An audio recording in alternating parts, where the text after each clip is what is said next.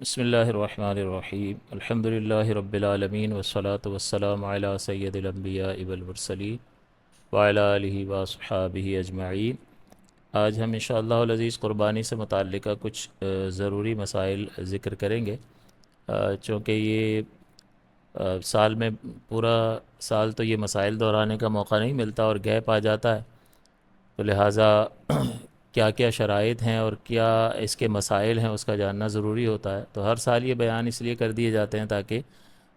ذہن میں اس کی معلومات حاضر ہو جائیں،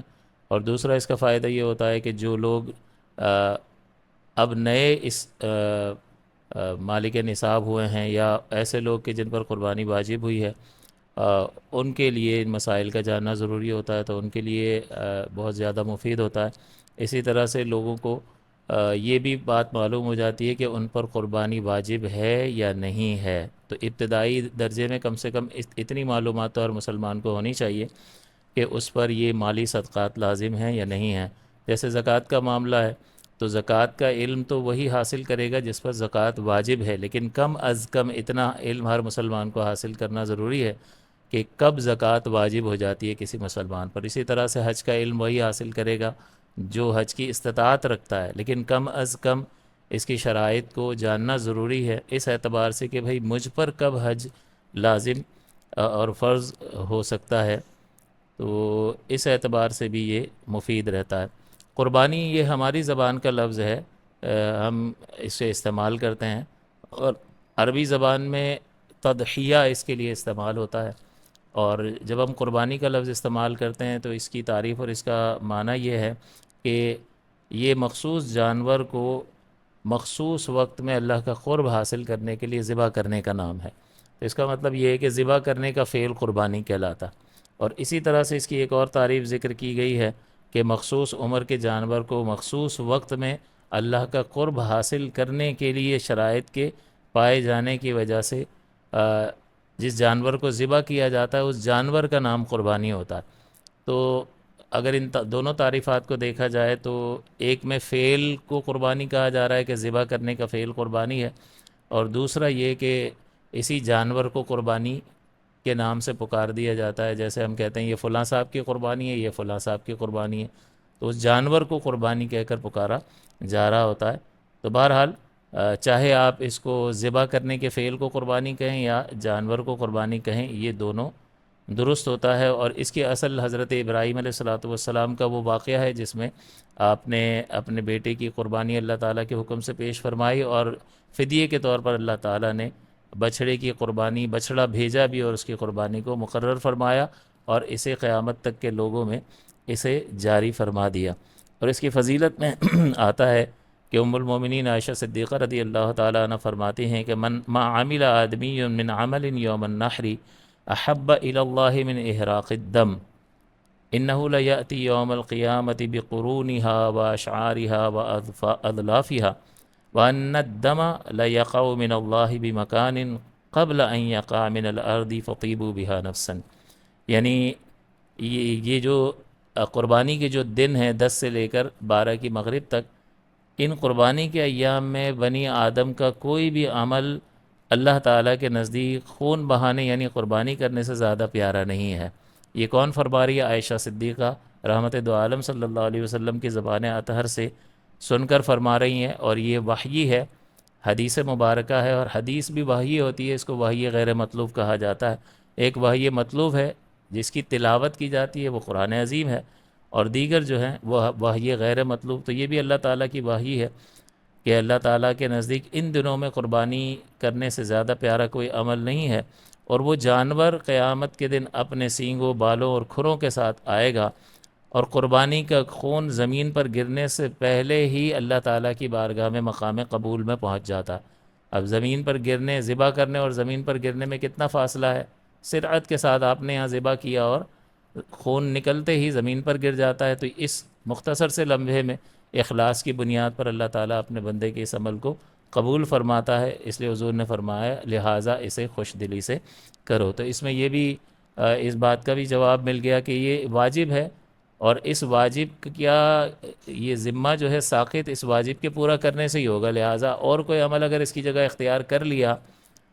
تو قربانی کا واجب ذمے سے ساقط نہیں ہوگا۔ مثال کے طور پر 1 لاکھ کی قربانی کرتا ہے، 1 لاکھ اس نے غریب کو دے دیے، تو غریب کو دینا اپنے مقام پر، لیکن یہ واجب اس کے ذمے میں باقی رہے گا، اور اس کو ادا نہ کرنے کی صورت میں وہ گناہ گار ہوگا۔ اور دوسری بات یہ کہ یہ جو عمل اختیار کر رہا ہے، یہ اپنی سوچ اور فکر کے نتیجے میں اختیار کر رہا ہے کہ یہ کر لیتا ہوں، گوشت چھوڑ دیتا ہوں، اتنے لوگ تو کر رہے ہیں، لیکن حضور نے کیا فرمایا کہ بنی آدم کا کوئی عمل ان دنوں میں قربانی سے بہتر نہیں ہے۔ تو جب اللہ کے رسول نے اللہ تعالیٰ کی طرف سے یہ وحی ہمیں بتا دی، تو اب اپنی عقل استعمال کرنے کی ضرورت ہی نہیں ہے۔ لہٰذا اگر کوئی یہ کہتا ہے کہ اتنا پیسہ اس پر خرچ کرنا جو ہے وہ درست نہیں ہے، بلکہ غریبوں کے لیے استعمال کیا جائے، تو غریبوں کو بھی اس سے فائدہ پہنچتا ہے گوشت کی صورت میں، اور بہت سارے نفع لوگوں کو حاصل ہوتے ہیں اس کے کاروبار کی صورت میں۔ اور جب اللہ کے رسول نے اور اللہ تعالیٰ نے جب اپنے رسول کے وسیلے سے ہمیں یہ اطلاع پہنچا دی، تو بات ہی ختم ہو گئی، وہاں پر عقل استعمال کرنے کی ضرورت نہیں ہے۔ کوئی بھی اللہ تعالیٰ حکم دیتا ہے تو ہم یوں نہیں کہہ سکتے کہ یہ کیوں دیا۔ اللہ تعالیٰ ہمارا مالک اور مولا ہے، وہ جو چاہے ہمیں حکم ارشاد فرمائے، اور اس کے تمام تر احکام حکمت پر مبنی ہوتے ہیں۔ کوئی بیکار حکم نہیں ہے، کوئی بیجا، کوئی لغو حکم نہیں ہے، بلکہ ہمارے فائدے کے لیے ہیں۔ لہٰذا ان تمام سوالات کا جواب ہو گیا۔ اور یہ بھی ذہن نشین رہے کہ یہ فتنہ بعض جو لوگ ہوتے ہیں جو اس طرح کی باتیں کرتے ہیں، وہ جب اپنے معاملات ہوتے ہیں اس میں بڑھ چڑھ کر اخراجات کر رہے ہوتے ہیں، اس وقت ان کو غریبوں کی مدد یاد نہیں آتی۔ جب اپنی پارٹیاں کر رہے ہوتے ہیں، اپنی عیاشیوں پر مال صرف کر رہے ہوتے ہیں، طرح طرح کے کھانے وہ کھا رہے ہوتے ہیں، اور ان کی تقریبات دیکھ لیں تو وہ ایک سے بڑھ کر ایک آگے نکلنے کی کوشش کر رہا ہوتا ہے، اس وقت ان کو غریبوں کا خیال نہیں آتا۔ اس کا مطلب یہ ہوا کہ یہ جو ہے کچھ اور ہی مقاصد ہیں جن کو حاصل کرنے کے لیے یہ کسی خاص ایجنڈے پر کام کر رہے ہوتے ہیں۔ اور ان سے یہ پوچھ لیا جائے کہ اچھا ٹھیک ہے، چلیں جی، آپ نے جو سوچ اور فکر اختیار کر لی ہے، تو قربانی کے دنوں میں آپ نے کتنا پیسہ غریبوں کو دیا؟ تو 1 پیسہ نہیں دیا ہوتا ہے۔ تو یہ خالی باتیں کرنے کی ہوتی ہیں، اور کوئی اس کا سر پیر نہیں ہوتا۔ اور جب اللہ تعالیٰ نے بیان فرما دیا کہ ان دنوں میں قربانی سے بڑھ کر کوئی عمل نہیں ہے، تو پھر بس مسلمان کے ایمان کا تقاضا یہ ہے کہ وہ سر تسلیم خم کرے اور اللہ تعالیٰ کے احکام کو قبول کرے اور اس پر عمل پیرا ہو۔ قربانی جو ہے وہ مختلف قسم کی ہوتی ہے۔ ہم اس وقت جو ہے بقرعید میں کی جانے والی قربانی کی بات کر رہے ہیں، تو یہ مخصوص شرائط کسی شخص میں اگر پائی جاتی ہیں، ہم ان شرائط کا بھی ذکر کر دیں گے، تو ان شرائط کے پائے جانے کی وجہ سے یہ قربانی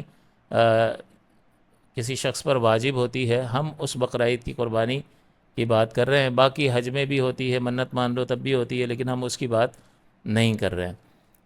اس وقت ہم جو بات کر رہے ہیں وہ قربانی، جو بقرعید والی قربانی ہے، وہ مخصوص شرائط اگر کسی شخص میں پائی جائیں گی تو اس پر جب یہ قربانی واجب ہوگی تو اس کی ساری تفصیل کو ذکر کیا جا رہا ہے۔ سب سے پہلے ان شرائط کو دیکھا جائے گا کہ وہ کون سی شرائط ہیں جس کی بنیاد پر کسی شخص پر قربانی واجب ہو جاتی ہے۔ تو یہ 4 شرطیں ہیں: مسلمان، عاقل، بالغ، مالک کے نصاب، مقیم پر قربانی واجب ہے۔ تو اگر یہ ایک جملہ یاد کر لیا جائے تو اس میں 4 شرائط ہیں، بجائے اس کے کہ ہم جو ہے 1 2 3 4 کر کے یاد کریں، اس کا ایک جملہ بنا کر شرائط کو یاد کر لینا زیادہ آسان ہوتا ہے کہ عاقل، بالغ، مقیم، مسلمان جو مالک نصاب ہو۔ عاقل، بالغ، مقیم، مسلمان جو مالک نصاب ہو، اس پر قربانی واجب ہوتی ہے۔ یعنی ان دنوں میں 10 سے لے کر 12 تک، 12 کی مغرب سے پہلے اگر وہ مالک نصاب ہو گیا تو اس پر قربانی واجب ہوگی۔ اب جب یہاں مسلمان کہا تو اس کا مطلب یہ ہوا کہ غیر مسلم پر واجب نہیں ہے، تو یہ بدیہی ظاہر سی بات ہے، لیکن یہ سوال پیدا ہو سکتا ہے کہ ایک شخص جو ہے پہلے غیر مسلم تھا اور پھر وہ مسلمان ہوا، تو کیا زمانہ کفر میں ساری دیگر شرائط موجود تھی لیکن صرف مسلمان نہیں تھا؟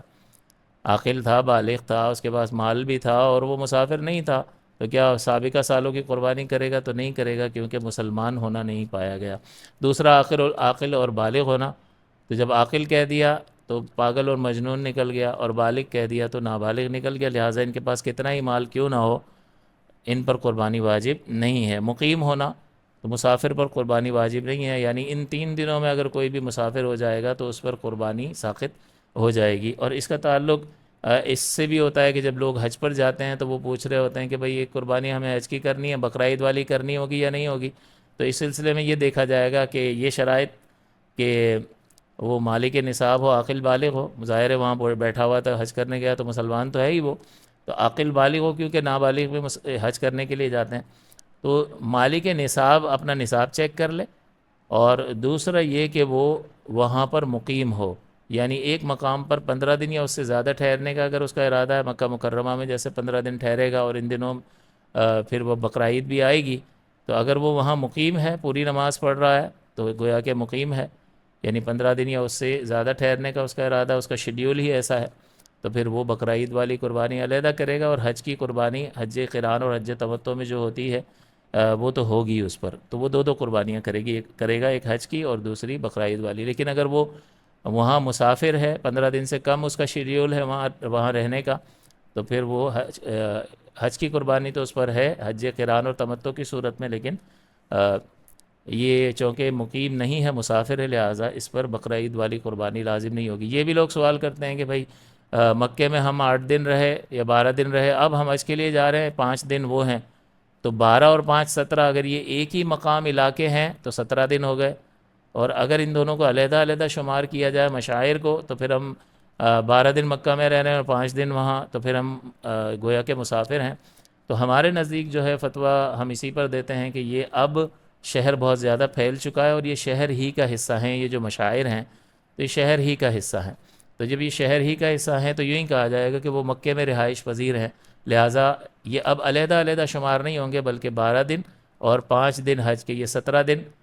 جو ہے یہ مکے ہی میں ہے، اور چونکہ 15 دن سے زائد ہے لہٰذا یہ مقیم ہے، اور اس پر بقرعید والی قربانی بھی لازم ہوگی، واجب ہوگی۔ ہاں یہ ہے کہ حج کی قربانی اس کو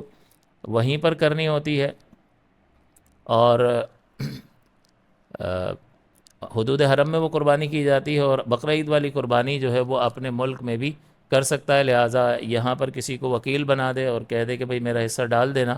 تو یہاں پر بھی اس کی قربانی ہو سکتی ہے۔ لیکن اس میں ایک بات کا ضرور خیال رہے کہ جب اس کی طرف سے قربانی کی جا رہی ہو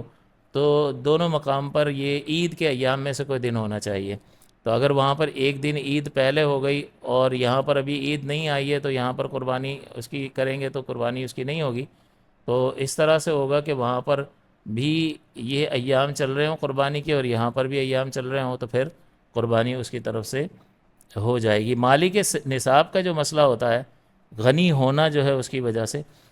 لازم ہو جاتی ہے قربانی، تو 52.5 تولہ چاندی اس کا نصاب ہے، تو جس کے پاس 52.5 تولہ چاندی ہے، یا اس مقدار کا سونا ہے، مال تجارت ہے، کیش ہے،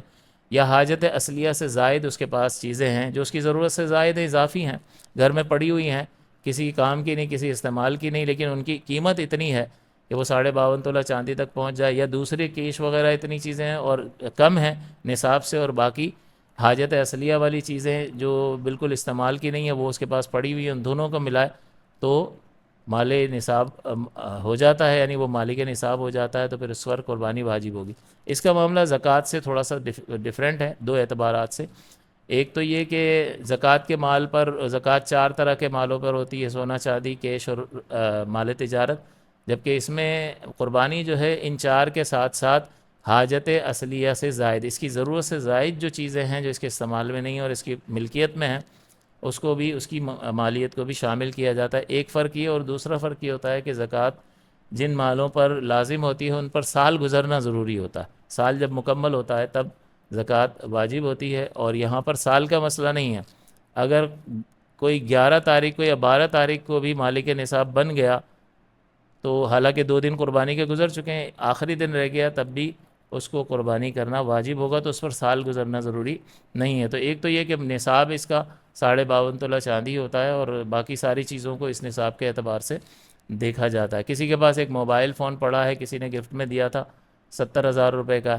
اور 1 لاکھ اور اس کے پاس کیش پڑے ہوئے ہیں، اب یہ موبائل جو ہے وہ اس کے استعمال میں نہیں ہے، اس کا ضرورت کا موبائل اس کے پاس پڑا ہے، وہ اس کو استعمال کر رہا ہے، اور یہ ایسے ہی رکھا ہوا ہے، ڈبہ پیک ہے، یا ویسے ہی ڈبہ پیک بھی نہ ہو، اس کی کوئی قیمت تو ضرور ہوگی، تو لہٰذا اب چونکہ یہ حاجت اصلیہ سے زائد موبائل ہے، تو اب یوں نہیں کہیں گے کہ میرے پاس تو 1 لاکھ ہی ہے اور 52.5 تولہ چاندی تو 2.25 لاکھ کی آتی ہے، لہٰذا میں غنی نہیں ہوں اور مجھ پر قربانی نہیں ہے، ایسا نہیں ہے، بلکہ اس 1 لاکھ کو ملائیں گے اور اس موبائل کی قیمت کو ملا کر دیکھا جائے گا کہ اگر یہ نصاب کو پہنچتی ہے تو پھر اس پر قربانی واجب ہو جائے گی۔ تو اس اعتبار سے ہر شخص کو اپنے اندر ان شرائط کو دیکھنا چاہیے، اور خاص کر مالک نصاب ہونے کے اعتبار سے ہمیں یہ ضرور دیکھنا چاہیے کہ اکثر لوگوں پر، بہت سارے ایسے افراد ہیں جو اپنے آپ کو غریب تصور کر رہے ہوتے ہیں، لیکن جب شرائط کو چیک کیا جائے اور خاص کر حاجت اصلیہ سے زائد چیزوں کو چیک کیا جائے تو ان کا نصاب بن رہا ہوتا ہے، لہٰذا اور وہ ان پر قربانی واجب ہوتی ہے لیکن وہ قربانی نہیں کر رہے ہوتے، لہٰذا وہ گناہ گار ہوتے ہیں۔ لہٰذا اس سلسلے میں توجہ کی ضرورت ہے، اور اس میں ضروری نہیں ہے کہ آپ پورا جانور ہی لے کر قربان کریں تو آپ کی قربانی ہوگی، بلکہ مسئلہ وہی ہے کہ آپ ایک حصہ بھی ڈال لیں تب بھی قربانی آپ کی طرف سے ہو جائے گی۔ جیسا کہ گائے اور اونٹ میں 7 حصے ہوتے ہیں، تو آپ حصہ ڈال کر بھی منیمم پیسہ خرچ کر کے بھی قربانی کر سکتے ہیں، اور یہ بالکل اسی طرح سے قربانی درست ہوگی جس طرح سے آپ جانور لے کر قربانی کرتے ہیں۔ اس کے واجب ہونے کی دلیل جو ہے قرآن عظیم میں اللہ تعالیٰ نے فرمایا فَصَلِّ لِرَبِّكَ وَانْحَرْ، کہ آپ نماز پڑھیں اور اپنے رب کے لیے قربانی کریں۔ یہاں پر انحر فرمایا اور یہ امر کا صیغہ ہے، اور امر جب مطلق بولا جائے وداؤٹ اینی کنڈیشن ہو تو وہ چیز کو ذمے میں واجب کرنے کے لیے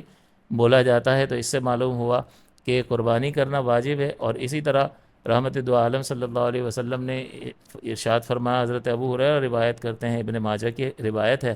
آپ نے فرمایا من کان لہ ساعۃ ولم یضحی فلا یقربن مصلانا، کہ جو شخص وسعت کے باوجود قربانی نہ کرے تو وہ ہماری عیدگاہ کے قریب نہ آئے۔ تو گویا کہ حضور صلی اللہ علیہ وسلم اس کے لیے ایک قربانی وسعت کے باوجود نہ کرنے والے کے لیے ایک وعید کو ذکر فرما رہے ہیں، اور وعید کا ذکر اس بات کی دلیل ہے کہ یہ چیز لازم تھی، لازم کو پورا نہیں کیا تو لہذا وہ سزا کا مستحق ہوا کہ اسے اپنی عیدگاہ سے نکل جانے کا حکم ارشاد فرمایا۔ تو یہ اس کے واجب ہونے کی دلیل ہے، اور دیگر دلائل بھی ہیں کہ جیسا کہ ایک صحابی نے عید کی نماز سے پہلے قربانی کر لی، سرکار دو عالم صلی اللہ علیہ وسلم عید کی نماز پڑھا کر تشریف لائے تو آپ نے دیکھا کہ ایک جانور بکری ذبح کی ہوئی ہے، تو آپ نے پوچھا کس نے کی ہے؟ تو ایک صحابی نے عرض کیا حضور میں نے کی ہے۔ تو حضور نے فرمایا یہ دوبارہ قربانی کرو، یعنی وہ گوشت ہی ہے قربانی تو عید کی نماز کے بعد ہوتی ہے، تو جس نے قربانی نہیں کی وہ اب اللہ کا نام لے کر قربانی کرے، اور اس کو حضور نے دوسرے جانور قربان کرنے کا حکم ارشاد فرمایا۔ تو دوبارہ جانور قربان کرنے کا حکم اس بات کی دلیل ہے کہ قربانی کرنا واجب ہوتا ہے۔ لہٰذا واجب کا مطلب یہ ہوتا ہے کہ ایک آدھ بار اگر ترک کر لیا تو گناہ صغیرہ ہے، لیکن اگر اس کی عادت ہی بن جائے تو بنا لی جائے تو یہ گناہ کبیرہ ہے، اور آخرت میں یہ مشکلات اور عذاب کا اور سزا کا اور مواخذے کا باعث ہو سکتا ہے۔ اور اس کی توبہ بھی جو ہے اسی طرح ہوگی کہ ازالہ کرنا ہوگا، کہ سابقہ زندگی میں اگر کوئی شخص یہ جان لیتا ہے، آنے والے وقت میں اسے علم حاصل ہوتا ہے کہ مجھ پر واجب تھی میں نے نہیں کی، یا جان بوجھ کر نہیں کی، تو وہ توبہ بھی کرے گا اللہ کی بارگاہ میں کہ وقت پر اسے ان ایام میں قربانی کرنی تھی اور اس نے اللہ کے حکم کو پورا نہیں کیا، لہٰذا وہ خطا کار ہے۔ اور دوسرا یہ کہ اب کیا شریعت حکم دیتی ہے، تو اب قربانی تو نہیں کرے گا بطور قضا، بلکہ اس مال کو جو ہے صدقہ کرنا اس پر واجب ہوگا، تبھی یہ توبہ مقبول ہوگی۔ اسی طرح نماز کا حکم ہوتا ہے کہ بھئی نمازیں اگر قضا کی ہیں تو فقط توبہ کرنے سے یہ ختم نہیں ہوگا، بلکہ نمازوں کو قضا پڑھنا ہوگا۔ روزے چھوڑے ہیں تو روزوں کی قضا رکھنی ہوگی۔ اور گناہوں کے معاملے میں یہ ہوتا ہے کہ گناہ کر لیا ہے تو اللہ سے توبہ کرے، ختم ہو جائے گا، سچے دل سے توبہ کرے۔ لیکن جس چیز کا بھی ازالہ ہو سکتا ہے، چاہے وہ حق اللہ سے متعلق ہو یا وہ حقوق العباد سے متعلق ہو، کسی کا مال لے کر کھا گئے اور اب معافیہ مانگ رہے ہیں اللہ تعالیٰ سے، تو اس طرح تو معاف نہیں ہوگا، اللہ سے بھی معافی مانگنی ہوگی۔ اس شخص کو جو تکلیف اور اذیت پہنچائی،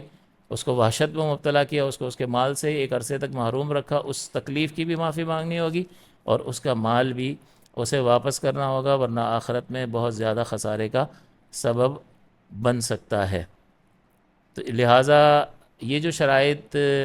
بیان کی گئی ہیں، ہر ایک شخص جو ہے وہ اپنے اندر ان شرائط کو ضرور چیک کرے۔ اب یہ خیال کہ ابو قربانی کر لیتے ہیں اور وہ کافی ہو جاتی ہے، تو دیکھیں جس شخص پر گھر میں جس شخص میں یہ شرائط پائی جائیں گی اس پر قربانی واجب ہے۔ تو یہ ہو سکتا ہے کہ سربراہ پر نہ ہو، بیٹے پر ہو، بیٹے کے پاس اتنا مال ہو اور وہ مالک نصاب ہو، اور اس کا باپ شریعت کی روشنی میں مالک نصاب ہی نہ ہو، تو باپ پر واجب نہیں ہوگی، بیٹے پر واجب ہوگی۔ بعض اوقات ایسا ہوتا ہے بیوی کے پاس اتنا کچھ ہوتا ہے کہ وہ مالک نصاب ہوتی ہے، اس پر قربانی واجب ہوتی ہے، شوہر پر نہیں ہوتی ہے۔ تو ہر شخص ان شرائط کو اپنے اندر چیک کرے گا اور وہ اپنے حصے کی خود قربانی کرنے کا پابند ہے۔ ہاں یہ ضرور ہے کہ چونکہ یہ مالی صدقات ہیں، لہٰذا ایک شخص دوسرے کا نائب بن سکتا ہے، یعنی دوسرے کی طرف سے اس کو کر سکتا ہے۔ بس اس کو اطلاع دینی ہوگی کہ جیسے ہمارے ہاں یہ رواج ہے، عرف ہے کہ گھر کا سربراہ جو ہے والد صاحب، بڑا بھائی وغیرہ، وہ گھر والوں کی طرف سے قربانی کر رہا ہوتا ہے، تو سب کو معلوم بھی ہوتا ہے تو بتانے کی بھی ضرورت نہیں ہے۔ لیکن اگر معلوم نہیں ہے تو صرف یہ بتا دے کہ بھئی آپ کی طرف سے میں نے قربانی میں کر رہا ہوں، تو بس وہ نیت کر لے گا اور قربانی اس کی طرف سے ہو جائے گی۔ تو چونکہ یہ مالی صدقہ ہے، لہٰذا مالی صدقات میں دوسرا نائب بن سکتا ہے، تو قربانی دوسرے کی طرف سے کی جا سکتی ہے۔ لیکن بہتر یہی ہے کہ چونکہ یہ ایک مالی صدقہ ہے اور یہ اس کی حکمتیں ہیں، اللہ تعالیٰ نے جو مالی صدقہ لازم کیا ہے اس کی حکمتیں یہی ہیں، یعنی دیگر حکمتوں میں سے ایک یہ بھی ہے کہ مالی اعتبار سے بندے کو آزمایا جائے، اس کے دل سے مال کی محبت کو کم کیا جائے، خود غرضی، حسد کو، لالچ کو کم کیا جائے، اور اللہ کے لیے مال خرچ کرنے کا جذبہ بڑھے اور مال کی محبت کم ہو۔ تو جب یہ خود خرچ ہی نہیں کر رہا اور اس کی طرف سے دوسرا خرچ کر رہا ہے، تو یہ حکمتیں جو ہیں وہ گویا کہ یہ پیچھے ہوتی ہوئی دکھائی دیتی ہیں۔ لہٰذا کوشش یہ کرنی چاہیے کہ اپنی قربانی ہر ایک اپنی طرف سے کرے۔ لیکن میں نے مسئلہ ذکر کر دیا کہ اگر اس گھر کا سربراہ یا کوئی بھی شخص کسی دوسرے کی طرف سے قربانی کر رہا ہے تو وہ قربانی کر سکتا ہے، قربانی ہو جائے گی۔ اسی طرح پھر قربانی کے جانوروں سے متعلق چند چیزیں ضروری ہوتی ہیں کہ قربانی کا جانور، تو یہ مختلف جانور ہیں۔ بکرا اگر کہہ دیا تو بکرا، بکری، دمبا، دمبی سب شامل ہو گئے۔ گائے کہہ دی تو اس کی ساری انواع شامل ہو گئی، بیل، بھینس، بھینسا وغیرہ یہ سب آ گئے۔ اونٹ کہا تو اونٹنی وغیرہ یہ سارے شامل ہو گئے۔ تو یہ 3 طرح کے جانور، یا 4 طرح کے لے لیں چلیں، بکرا، بکری، مینڈا، مینڈی، اور یہ گائے، بھینس اور اونٹ، یہ جانور جو ہیں مخصوص ہیں۔ لہٰذا دیگر حلال جانوروں کی اگر قربانی ان دنوں میں کرے گا قربانی کی نیت سے تو یہ قربانی نہیں کہلائے گی، حالانکہ جانور حلال ہوگا۔ جیسے ہرن کی قربانی، تو ہرن جانور حلال ہے لیکن یہ قربانی کے جانوروں میں سے نہیں ہے، لہٰذا اس کی قربانی اگر کسی نے کی تو قربانی نہیں ہوگی، اسے قربانی کرنی ہوگی۔ پھر ان کی عمروں کا مسئلہ ہوتا ہے کہ بکرا وغیرہ جو ہے اس کی عمر 1 سال ہونی چاہیے، یعنی 1 سال پورا ہو جائے اور دوسرے سال کا پہلا دن لگ جائے تو اس جانور کی قربانی کی جا سکتی ہے۔ ہاں مینڈا جو ہے اس سلسلے میں نبی کریم صلی اللہ علیہ وسلم نے رعایت مرحمت فرمائی کہ اگر وہ دور سے دیکھنے میں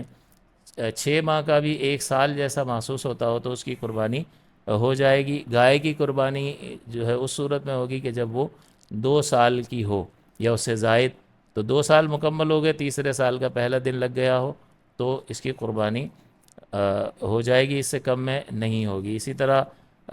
اونٹ میں بھی عمر ہے اور وہ 5 برس ہے کہ اونٹنی جو ہے وہ 5 سال مکمل کر لے اور 6 سال کا پہلا دن شروع ہو جائے تو اس کی قربانی ہو سکتی ہے۔ اب ہمیں کیسے پتہ چلے گا کہ یہ عمریں ان کی ہیں یا نہیں ہیں؟ تو اس سلسلے میں ظاہر ہے کہ ایک اندازہ مقرر کیا گیا ہے کہ بھئی 2 دانت ہو جائیں تو وہ عمر پوری ہونے کی ایک علامت کے طور پر جانا جاتا ہے، تو لہٰذا اس کو مانا جائے گا اور اس کو معتبر رکھا ہے علماء نے کہ ٹھیک ہے اگر یہ علامت کے طور پر مقرر کیا تو یوں ہی تو مشہور نہیں ہو گیا، بلکہ ایک خاص پیریڈ گزرنے کے بعد اس کے 2 دانت نکلتے ہیں اور وہ پوری عمر ہونے کے بعد ہی نکلتے ہیں، لہٰذا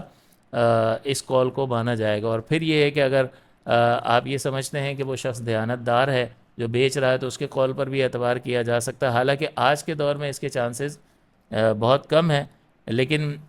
یہ ضرور ہے کہ جو ماہر اس فیلڈ کے ماہر ہوتے ہیں اگر وہ ساتھ ہوں اور وہ یہ کہیں کہ ہاں یہ اتنی عمر کا لگتا ہے تو پھر بالکل ماہرین کا قول جو ہے اس باب میں اس کا اعتبار کیا جائے گا، ورنہ ان کا برتھ سرٹیفکیٹ تو بنتا نہیں ہے کہ ہم ایگزیکٹ ان کی عمر معلوم کر سکیں، اور پھر لوگوں کو یہ یادداشت پہ سارا معاملہ ہوتا ہے، تو یادداشت پہ وہ کہہ رہے ہوتے ہیں اتنے جانور پیدا ہو رہے ہوں تو سب کی تاریخیں بھی اس کو خود کو پتہ نہیں ہوگا کہ کب پیدا ہوا، تو ایک اندازے کے طور پر وہ کر رہے ہوتے ہیں۔ تو بس یہ محتاط صورت یہی ہونی چاہیے کہ ہمیں یہ اس کی بناوٹ سے، اس کے قد و کاٹ سے، اس کے جو یہ دانتوں کی علامت ہے یا کوئی ماہر ہمیں جب یہ بتائے یا اس شخص پر ہمیں اعتماد ہو کہ جو بیچ رہا ہے وہ کہہ رہا ہے کہ قربانی یہ اس کی عمر پوری ہے اور یہ قربانی کے قابل ہے، تو اس کے قول پر اعتبار کر کے قربانی کر لی جائے تو قربانی ہو جائے گی۔ پھر شریکوں کے جو مسائل ہوتے ہیں کہ یہ بکرا بکری دمبا دمبی یہ ایک شخص کی طرف سے ہی قربان کیا جا سکے گا، اور گائے اور اونٹ ان میں 7 حصے ہوتے ہیں۔ حدیث میں 10 بھی آیا، لیکن علماء نے دونوں طرح کی حدیثوں میں چونکہ یہ تعارض اور ٹکراو ہے، لہٰذا جانب احتیاط کو اختیار کرتے ہوئے یہ ارشاد فرمائیں کہ 7 حصے، کیونکہ 7 حصے اگر کوئی کرے گا تو 7 حصے جو ہے اس میں کوئی اختلاف کی صورت پیدا نہیں ہوگی، لیکن 10 میں پیدا ہو جائے گی کہ 7 والی بھی حدیث ہے، لہٰذا 7 والی کو اختیار کیا اور 7 حصے مقرر فرمائے۔ تو 7 افراد، ایک شخص پوری گائے اپنی طرف سے ذبح کر سکتا ہے، اونٹ کر سکتا ہے، ایک شخص 3 حصے خود رکھ لے اور 4 کوئی اور رکھ لے، اس طرح بھی ہو سکتا ہے، یا 7 افراد مل کر وہ قربانی کریں، یا ایک گھر کا سربراہ گھر کے 7 افراد کے لیے ایک گائے یا ایک اونٹ خرید کر قربانی کر لے۔ تو یہ ساری صورتیں جو ہیں جواز کی ہیں اور اس میں قربانی ہو جائے گی۔ لہٰذا جب بکرا اور بکری وغیرہ جو یہ چھوٹے جانور ہیں ان میں ایک ہی حصہ ہے تو وہ ہر ایک کے لیے جدا جدا اس میں حصہ داری نہیں ہو سکتی، اور باقی گائے اور اونٹ میں یہ حصہ داری ہو سکتی ہے۔ باقی جو یہ کہا گیا کہ ایک جانور جو ہے کثیر لوگوں کی طرف سے قربان کیا گیا، تو اس کو اس پر معمول کیا گیا ہے کہ ثواب پہنچانے کے اعتبار سے، جیسا کہ رحمت کونین صلی اللہ علیہ وسلم نے ایک مینڈا ذبح کیا پوری امت کی طرف سے، یہ میری اور میری امت کی طرف سے ہے، تو اب اس کا مطلب کیا کہ قربانی حضور صلی اللہ علیہ وسلم کی جانب سے ہے، اور اس کا ثواب سرکار دو عالم صلی اللہ علیہ وسلم نے اپنی پوری امت کو ایصال گویا کہ فرمایا۔ شرکا کے مسائل میں جیسا کہ آپ کو ذکر کیا کہ 7 افراد شریک ہو سکتے ہیں، اور اگر اس میں 8 شریک ہوئے تو ظاہر ہے کہ ہر ایک کا پھر 7ویں حصے سے کم ہو جائے گا۔ 7 ہوں تو ہر ایک کا پورا حصہ ہوگا، اگر 8 ہو جائیں تو ہر ایک کا ایک حصے سے کم شیئر ہوگا، لہٰذا یہ کسی کی بھی قربانی نہیں ہوگی۔ پھر نیت کا معاملہ یہ ہے کہ ہر ایک کی نیت قربانی کی ہونی چاہیے، یا عقیقے کی ہو کم از کم، وہ بھی اللہ کا قرب حاصل کرنے کے لیے قربانی ہوتی ہے۔ تو اگر کسی کی گوشت حاصل کرنے کی نیت ہوگی تو کسی کی بھی قربانی نہیں ہوگی۔ تو عموماً تو قربانی کی نیت سے کر رہے ہوتے ہیں، لیکن اس میں اس احتیاط کو پیش نظر رکھ لینا چاہیے کہ اگر کچھ لوگ مل کر رہے ہیں تو پھر ہر ایک کی نیت معلوم کر لی جائے، کہیں ایسا نہ ہو کہ ایک شخص اپنے طور پر قربانی کر بھی رہا ہے کہ بھئی میری قربانی تو ہو گئی، چلو ٹھیک ہے گوشت حاصل کرنے کے لیے میں حصہ ملا لیتا ہوں، تو اب تو خالصتاً گوشت کی نیت ہے، لہٰذا کسی کی بھی قربانی نہیں ہوگی۔ دوسرا یہ کہ اگر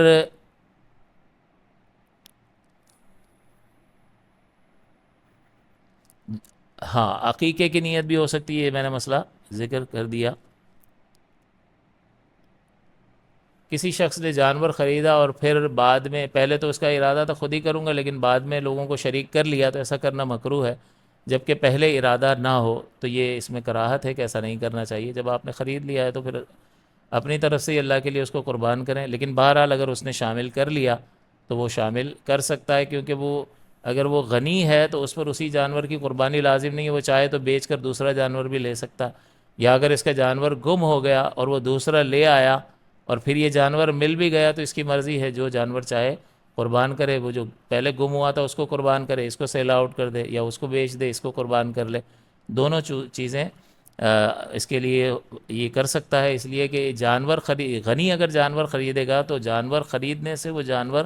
قربانی کے لیے معین نہیں ہو جاتا۔ ہاں وہ فقیر شرعی اگر ہو، وہ غنی نہ ہو اور خرید لے تو اس کے مسائل علیحدہ ہیں، اس کو اسی جانور کی قربانی کرنی پڑے گی، لیکن غنی کا معاملہ جداگانہ ہے، تو اس اعتبار سے دیکھا جائے تو وہ پھر شامل کر رہا ہے تو کر بھی سکتا ہے۔ لیکن پہلے سے اگر کسی کا ارادہ ہو کہ جانور ابھی لے رہا ہوں، ابھی تو شرکا نہیں ہے لیکن بعد میں شامل کروں گا، تو بالکل اس کی نیت پہلے سے ہی ہے، تو پھر اس میں شرعاً کوئی قباحت یا کراہت نہیں ہے۔ گوشت کی تقسیم کا معاملہ یہی ہے کہ گوشت کی تقسیم کے سلسلے میں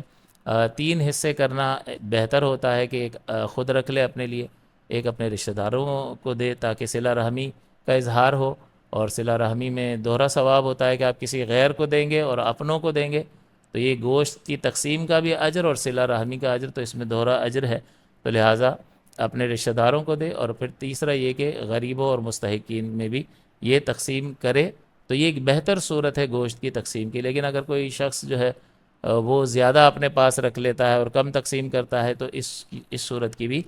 اجازت ہے۔ حتیٰ کہ اگر کوئی شخص اس طرح کرتا ہے کہ پورے جانور کا گوشت ہی اپنے لیے محفوظ کر لیتا ہے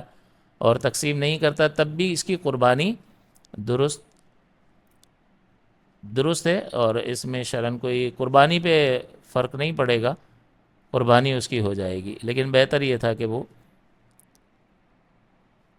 تقسیم کرتا اور لوگوں کو بھی اس میں شریک کرتا۔ خاص احتیاطیں اس میں یہ ہوتی ہیں کہ جب ہم جانور لیں تو خاص اللہ تعالیٰ کی رضا کی خاطر یہ عمل ہمارا ہونا چاہیے، اور آج کل کے دور کے اعتبار سے چونکہ نمود و نمائش کا عنصر اس میں کافی شامل ہو گیا ہے، اور یہ کیٹل فارمز وغیرہ میں جو طرح طرح کے جانور خوبصورت ہوتے ہیں اور ان کی بڑی قیمتیں ہوتی ہیں، تو خرید کے قربان کرنا وہ اپنے مقام پر، لیکن باقاعدہ اس کو ٹینٹس وغیرہ میں رکھ کر ایک نمائش کی طور پر پیش کرنا جو ہے یہ محل نظر ہے۔ بعض اوقات تو ایسے ہی بھائی جگہ نہیں ہے کہاں کھڑا رکھیں، تو گھر کے باہر ہی اس کو کھڑا رکھا جائے گا، تو ہم کسی کی نیت پر کسی کے دل پر حکم نہیں لگا سکتے کہ یہ تو بدگمانی ہے اور بدگمانی حرام ہے، لیکن اس شخص کے لیے حکم ضرور ہے کہ جب وہ یہ جانور لایا ہے اور یہاں اس نے رکھا ہے اور لوگ اس کو دیکھ کر تعریف کر رہے ہیں، تو اس کے دل میں جو ہے ریاکاری کا عنصر پیدا نہ ہو، بلکہ خالص اللہ کے لیے اس نیت کو رکھے اور اپنی نیت کو بار بار چیک کرتا رہے۔ اور بہت سے لوگ ایسے ہوتے ہیں کہ اس میں شیطان کے دھوکے میں مبتلا ہو کر اپنی عبادات کو ضائع بھی کر دیتے ہیں۔ اللہ تعالیٰ نے فرمایا یا ایھا الذین آمنوا لا تبطلوا صدقاتکم بالمن والاذی کالذی ينفق مالہ رئاء الناس، کہ اے لوگو اپنے صدقات کو باطل نہ کرو احسان جتلا کر اور اذیت دے کر، جیسا کہ وہ شخص کے جو اپنے مال کو دکھاوے کے لیے خرچ کرتا ہے۔ تو گویا کہ یہاں پر جس طرح سے یہ صدقات باطل ہو جاتے ہیں احسان جتلا کر اور اذیت دے کر، یوں ہی جو ہے اس شخص یعنی ان لوگوں کو اس کے مماثل قرار دیا کہ جو لوگوں کے دکھاوے کے لیے مال کو خرچ کرتا ہے۔ تو گویا کہ اذیت اور احسان جتلا کر جب اعمال باطل ہو رہے ہیں تو ریا کی وجہ سے بھی اعمال باطل ہوتے ہیں، لہٰذا لاکھوں روپے کروڑوں روپے خرچ کرنے کے بعد اپنے عمل کو ضائع کرنے والا ذرا اس بات پر غور کر لے کہ وہ کیا حاصل کر رہا ہے۔ تھوڑی سی تعریف کے بدلے میں ایک بہت بڑا اجر و ثواب اس نے ختم کر دیا، اور دوسرا یہ کہ پھر قابل گرفت بن گیا کہ آخرت میں اس ریاکاری کی وجہ سے اس کی پکڑ کی جائے گی، لہٰذا نیت کی حفاظت بہت زیادہ ضروری ہے۔ پھر یہ ہے کہ جانور جو ہے وہ صحیح اور سالم ہونا چاہیے۔ جب صحیح و سالم کہا تو اس کا مطلب اس میں کوئی عیب نہیں ہونا چاہیے، تو ان عیوب کی تفصیل ذرا ہمیں دیکھنی چاہیے کہ کون سے ایسے جانور ہیں یا کون سے ایسے عیوب ہیں کہ جن کے پائے جانے کی بنیاد پر جانور کی قربانی نہیں ہوتی ہے۔ تو سب سے پہلے آپ جانور کو جو ہے اس کے وجود کو آپ شروع سے دیکھتے چلے جائیں، یعنی اس کے چہرے سے شروع کریں اور ایک ایک چیز چیک کرتے چلے جائیں تو آسان ہو جاتی ہے بات۔ تو اگر آپ اس کی شروع میں ناک کو دیکھیں گے تو ناک اگر کٹی ہوئی ہو تو یہ قربانی نہیں ہوگی، اندھے اور کانے کی قربانی نہیں ہوگی۔ اسی طرح سے جس کے پیدائشی دونوں یا ایک کان نہ ہو اس کی بھی قربانی نہیں ہوگی۔ ہاں چھوٹے کانوں والا جس کے کان ہوں اس کی قربانی ہو جائے گی، چھوٹے ہونا یہ عیب نہیں ہے، یہ تو قدرتی طور پر ہے، لیکن بالکل بھی نہیں ہوں گے تو قربانی نہیں ہوگی۔ ایک ہے کہ کان جو ہے وہ تہائی تیسرا حصہ کٹا ہوا ہو تو اس کی قربانی بھی تہائی اس تیسرے حصے سے زیادہ کٹا ہوا ہو تو قربانی نہیں ہوگی، کیونکہ پھر وہ اکثر کے حکم میں آ جاتا ہے، اور فقہ کا ضابطہ ہے للاکثر حکم الکل، کہ اکثر کے لیے کل کا حکم ہوتا ہے، تو جب اکثر کٹ گیا تو اس کا مطلب کل کٹ گیا، لہٰذا ایسے جانور کی قربانی نہیں ہوگی، اور اکثر سے کم ہے تو اس کا مطلب موجود ہے، لہٰذا اس کی قربانی ہو جائے گی۔ جس کے دونوں یا ایک سینگ اگنے کے مقام سے ٹوٹے ہوئے ہوں، اگنے کے مقام سے، تو پھر اس کی قربانی نہیں ہوگی، لہٰذا اگر اوپر سے ٹوٹا ہے تو ہو جائے گی۔ یوں ہی اگر پیدائشی سینگ نہیں ہے تو یہ کوئی بیماری کوئی عیب نہیں ہے، لہٰذا اس کی قربانی ہو جائے گی۔ تو جڑ سے ٹوٹنے والے کی قربانی نہیں ہوگی۔ جس کی دم یا چکی ایک تہائی سے زیادہ کٹی ہوئی ہو تو اس کی قربانی بھی نہیں ہوگی۔ تو دم بھی ذرا بعض اوقات الفی لگا کے بھی چپکا دیتے ہیں، تو یہ خدا کا خوف نہیں ہوتا، وہ اس طرح کے کام کر رہے ہوتے ہیں، تو اس کو ذرا صحیح طرح سے چیک کر لیا جائے. اگر کٹی ہوئی ہے تو پھر اس کو دیکھا جائے کہ کتنی کٹی ہوئی ہے. تو اب وہ کیسے پتہ چلے گا کہ کٹی ہوئی سامنے رکھی ہوئی ہوگی تو ناپے گا نا کہ یہ پوری اتنی تھی اور یہ اتنی % بل رہی ہے. اور اگر کٹا ہوا ٹکڑا ہے ہی نہیں تو کیسے پتہ چلے گا؟ پھر اندازہ کیا جائے گا کہ عام طور پر ان جانوروں کی دم اس سائز کی ہوتی ہے اور یہ اس سائز کی ہے، تو لہٰذا اندازہ کر کے پھر کیا جائے گا. اتنا لاغر ہڈیوں کا ڈھانچہ کہ وہ جس میں بالکل جو ہے وہ گودا اور گوشت ہی نہ ہو، اس کی قربانی نہیں ہوگی. لنگڑا جو ذبح کے مقام تک چل کر نہ جا سکے، تو اس کا مطلب تھوڑا بہت لنگڑا ہونا جو ہے یہ ایسا عیب نہیں ہے جس کی وجہ سے قربانی ہی نہ ہو. ایسا عیب یعنی اتنا لنگڑا ہونا کہ قربان گاہ تک چل کر جا ہی نہیں سکتا، تو پھر اس کی قربانی نہیں ہوگی. جس کے دانت نہ ہو قربانی نہیں ہوگی. اگر بکری کی زبان کٹی ہوئی ہو لیکن چارہ کھا سکتی ہو تو اس کی قربانی جائز ہے، ورنہ نہیں ہے. تو بکری کی زبان میں چارہ کھانے کا اعتبار ہے. تھنوں کے اعتبار سے دیکھیں تو جس بکری کا ایک تھن یا گائے کے 2 تھن کٹے ہوئے یا خشک ہوں تو نہیں ہوگی. یہ وہی بات ہے کہ اس کے 2 ہوتے ہیں اور ایک کٹا ہوا ہے تو 50% ہو گیا. تو اکثر تو اگرچہ نہیں ہے لیکن بعض مقامات پر اس آدھے کو بھی جو ہے وہ کل قرار دے کر حکم لگا دیا جاتا ہے. لہٰذا ایک بکری کا ایک تھن اگر کٹا ہوا ہو یا خشک ہو، یا گائے کا ایک تھن کٹا ہوا ہو یا خشک ہو، تو اس کی قربانی نہیں ہوگی. جس جانور میں اس حد تک جنون ہو کہ چرتا بھی نہ ہو تو پھر اس کی قربانی بھی نہیں ہوگی. اگلا جو ہے خصی اور غیر خصی کے بارے میں سوال کیا جاتا ہے. تو خصی جانور کی قربانی افضل ہے، کیونکہ نبی اکرم صلی اللہ علیہ وسلم نے خصی جانور کی قربانی کی ہے. غیر خصی جو ہے وہ پیشاب وغیرہ پیتے ہیں تو ان کے گوشت میں بو ہوتی ہے. تو اگر بو ہے تو پھر اس گوشت کا استعمال مکروہ ہوتا ہے، اور اگر یہ بو وغیرہ ختم ہو جائے، اس کو دور رکھا جائے اور پھر کیا جائے تو ممنوع نہیں ہے. بعد میں عیب پیدا ہوا تو کیا ہوگا؟ تو بعد میں عیب پیدا ہونے کی 2 صورتیں ہیں. ایک تو یہ کہ ابھی قربانی کے لیے اس کو کھولا نہیں ہے اور قربانی کا ارادہ نہیں ہے، اور عیب پیدا ہو گیا، ابھی لا کے باندھا تھا اور ابھی دن باقی تھے، یا چلو قربانی کا ایک دن آ گیا تھا لیکن قربانی کے ارادے سے اس کو لے کر کہیں نہیں جا رہے تھے اور کوئی حادثہ پیش نہیں آیا، بلکہ ویسے ہی کوئی عیب اس میں پیدا ہو گیا، تو ظاہر ہے کہ اب اس کی قربانی نہیں ہوگی. غنی جو ہے وہ دوسرا جانور لے کر آئے گا. اور اگر بوقت ذبح عیب پیدا ہوا کہ جانور کو کاٹنے کے لیے رسیوں سے باندھا اور اس کو گرایا اور اس کی ایک ٹانگ ٹوٹ گئی، تو چونکہ اب یہ بوقت ذبح عیب پیدا ہو رہا ہے اور اس میں کچھ بھی ہو سکتا ہے، لہٰذا اس عیب کا اعتبار نہیں ہوگا اور اس کی قربانی بالکل درست ہوگی. یہ عیب ضرر نہیں دے گا. جانور اگر مر جائے گا تو جہاں عیب کی صورت میں دوسرا لے کر آ رہے ہیں، تو مرنے کی صورت میں غنی جو ہے وہ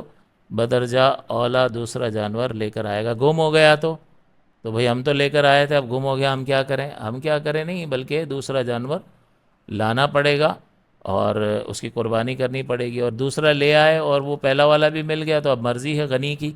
کہ ان میں سے جس کی چاہے قربانی کرے اور دوسرے کو چاہے تو وہ فروخت کر سکتا ہے. پہلے کو بھی کر سکتا ہے اور دوسرے کو بھی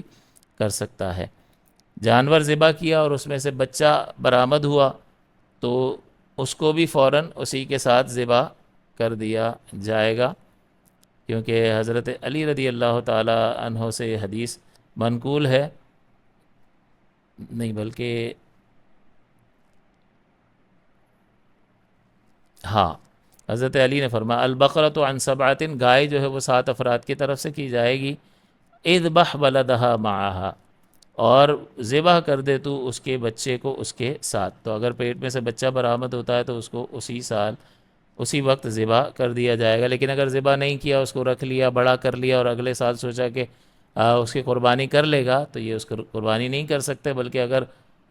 اس کو ذبح اس وقت نہیں کیا اور قربانی کے ایام چلے گئے تو اب بھی ذبح نہیں کر سکتا، اب اس کو صدقہ کرنا ہوگا، زندہ صدقہ کرنا ہوگا. اور اگر کاٹ دیا، اس کو ذبح کر دیا، تو یہ ذبح کرنے کی وجہ سے جو اس کی ویلیو میں قیمت میں کمی آئی ہے وہ قیمت بھی دینی ہوگی، اور یہ پورا کا پورا گوشت بھی صدقہ کرنا ہوگا۔ تو یہ صورتیں بہرحال کم ہوتی ہیں، لیکن یہ ممکن ہے کہ پیدا ہو جائیں۔ جانور سے نفع بالکل نہیں اٹھا سکتے، یعنی اس کا دودھ وغیرہ، اگر دودھ دینے والا جانور اس کا دودھ استعمال نہیں کر سکتے، اس پر سواری نہیں کر سکتے ہیں، اس طرح کا جو ہے اس سے نفع حاصل کرنا جائز نہیں ہوتا۔ دودھ وغیرہ ہو تو اس پہ ماہرین نے لکھا کہ ٹھنڈا پانی ڈالے تاکہ خشک ہو جائے، اور اگر دودھ نکال لیا ہے تو اس کو صدقہ کرنا ضروری ہوتا ہے، خود استعمال نہیں کر سکتے۔ اس کے بعد بس آخری جو چیز ہے وہ ذبح کرنے کے طریقے سے متعلق ہے۔ تو ذبح کرنے میں سنت طریقہ یہی ہے کہ خود اپنے ہاتھ سے ذبح کرے، کیونکہ رحمت دو عالم صلی اللہ علیہ وسلم نے اپنے دست اقدس سے قربانی فرمائی، لیکن ظاہر ہے کہ اس کو وہ ہمت والا بھی ہو اور قربانی کرنا بھی جانتا ہو، تب وہ قربانی کے لیے آگے بڑھے، ورنہ پھر کسی سے قربانی کروائے۔ اور اس کے لیے جو ہے 4 رگیں جو ہیں، پہلی ہی چھری میں 4 رگیں کٹنا ضروری ہوتا ہے۔ بسم اللہ اللہ اکبر کہہ کر اس کو ذبح کیا جائے گا، اور اس وقت تک چھری نہیں اٹھائیں گے جب تک کہ یہ یقین یا غالب گمان نہ ہو جائے کہ وہ چاروں اکثر یا کم سے کم 3 مکمل طور پر کٹ چکی ہیں۔ اب سوال یہ پیدا ہوتا ہے، کوئی کہہ سکتا ہے کہ بھئی پورا قیمہ تو بن جاتا ہے، تو رگوں کا کیا مسئلہ ہے؟ کٹیں گی۔ یہ کٹنے کا مسئلہ پہلی چھری پر ہے کہ جب آپ بسم اللہ اللہ اکبر کہہ کر اس کو ذبح شرعی کے ذریعے حلال بنا رہے ہیں، تو اس کو اس پورے طریقے سے حلال بنایا جائے گا تاکہ جانور حلال ہو، ورنہ جانور میں اصل حرمت ہوتی ہے، وہ حرام ہے، اس کو زندہ تو نہیں کھا سکتے ہیں۔ اس کو حلال کرنے کے لیے آپ کو ذبح کے پروسیس سے گزارنا ہوگا۔ تو اب ذبح کے پروسیس سے جو شریعت نے بتایا ہے اس پروسیس سے گزاریں گے تو وہ زکوٰۃ شرعیہ یعنی ذبح شرعی کہلائے گا، اور اس فعل کی وجہ سے وہ جانور حلال ہوگا۔ اصل میں حلال کرنے کا مسئلہ یہ ہے کہ بسم اللہ اللہ اکبر کہہ کر چھری چلاتے رہیں اور چھری نہ اٹھائیں، اور کسائی کو بھی کہہ دیں کہ مجھے ذبح کرنا آتا ہے، آپ بیچ میں مت بولنا، بس مجھے بتانا کہ ساری رگیں کٹی ہیں یا نہیں کٹی۔ تو چھری چلاتے رہنا ہے تا وقت یہ کہ چاروں رگیں اکثر کٹ جائیں تو وہی للاکثر حکم الکل ہو جائے گا، یا 3 رگیں کٹ جائیں مکمل طور پر تو یہ بھی کل کے حکم میں ہوگا، اور پھر جانور ذبح ہو جائے گا۔ تو اس کے بعد اللہ تعالیٰ کی بارگاہ میں دعا کریں کہ اللہ تعالیٰ جو ہے اس جانور کی قربانی کو ہماری طرف سے قبول فرمائے، اور جو اجر اس نے اپنے حبیب مکرم صلی اللہ علیہ وسلم کی زبان اقدس سے بیان فرمایا، ترغیباً ارشاد فرمایا، اس اجر کا اپنے فضل سے، اپنی عنایت سے ہمیں مستحق بنا کر وہ سارے نفع ہمیں عطا فرمایا، اور اس کے بدلے میں اپنی رضا ہمیں عطا فرمائے، اور اپنی رضا کا مقام جنت الفردوس ہمیں عطا فرمائے۔ اللہ تعالیٰ سے دعا ہے کہ اللہ تعالیٰ ہمیں ان تمام باتوں کا خیال رکھتے ہوئے اخلاص کے ساتھ اپنے رب کی رضا کے حصول کے لیے قربانی کرنے کی توفیق عطا فرمائے۔ آمین۔ وآخر دعوایا ان الحمد للہ رب العالمین۔